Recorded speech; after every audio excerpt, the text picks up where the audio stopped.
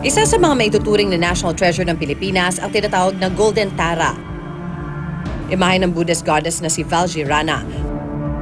Natagpuan daw ito ng isang miyembro ng Manobo tribe sa isang ilog sa Agusan del Sur taong 1917. May taas itong 7 inches, may bigat na 4 pounds at gawa sa 21 karat gold. Tinatayang nasa milyon ang halaga nito. Sa bayan ng Esperanza, Agusan del Sur, pinuntahan ng Kapuso Mo Jessica Soho team si Aling Constancia Giral, apo ng babaeng Manobo na si Belle Campos na nakita raw sa Tara noong 1917. Aksidente lang daw ang pagkakadiskubre dito.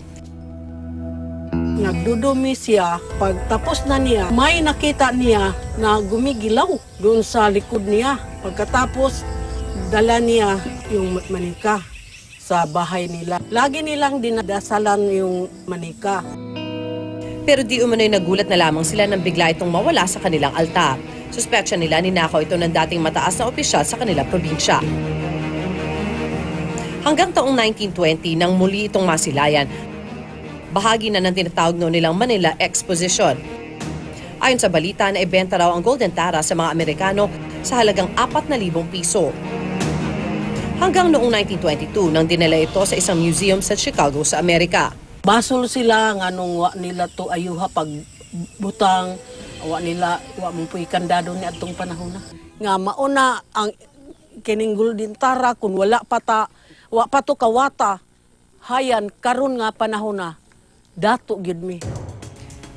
Makalipas sa mahigit isang siglo mula nang madiskubre ang Golden Tara, nito ng Disyembre may isa pang Tara na natagpuan naman sa Mindanao. Ang imahe na may taas ng 3 feet at may bigat ng 55 pounds. Gawa sa pinaghalong bronze at zinc.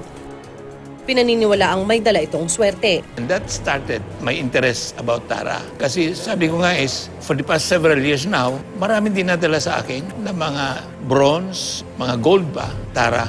I'm fascinated with the Tara. Ganun kasimple. Si Dr. Malvar gusto ring maibalik ang orihinal na Golden Tara sa Pilipinas.